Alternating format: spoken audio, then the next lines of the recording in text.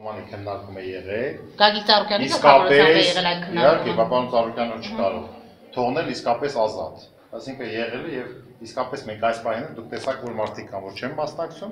մարդիկ իրենց դիրքորոշումները մի մասը հայտնել է կողմ, մի մասը դեմ, մի մասը չի մասնակցել,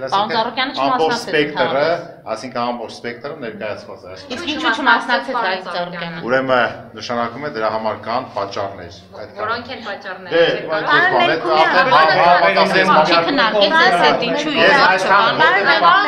Ձեր խմբակցությունից պատկամավորությունից ասում էր, որ եթե կողմ քվեարկողն ինձ դա նշանակում է, որ այլևս դա անդիմություն չէ, եթե վարչապետ։ Ուրեմն տեսեք, ուրեմն անդիմություն դա չի նշանակում, պետք է միատոն սև եւ սպիտակ նայենք ամենին։ Ասեցի, համակողմանի, ուրեմն քննարկվել է, համակողմանի բոլոր արգումենտները տարբեր եւ մեկ օր չի որ քննարկվել է, բնականաբար յուրաքանչյուր ոք ունի իր դիրքորոշումը, ես որպես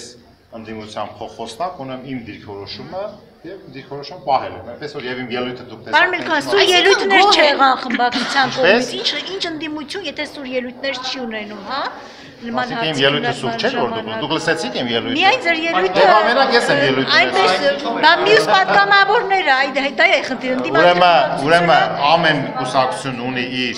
մարտավարական մոդեցումները, այսինքն չի կարելի պարտադիր, ամեն քաղաքական ուժ իր ոճով աշխատում է։ Հիմա մենք որոշել ենք, թե ինչպիսի ելույթ պետք է լինի, ինչպիսի հարցեր պետք է լինեն, այսքանը եւ քվեարկության ձևը։ Պարոն Մելքոյան, Գագիկ Ծառուկյանը չմասնակցել է քվեարկությանը, կոնկրետ վերաբերմունք ուղերձվեց իշխանության։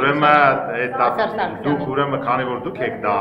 արտահայտում եք դիրքորոշումը, դուք էլ ձեր եզրակացությունը արեք։ Այսքանը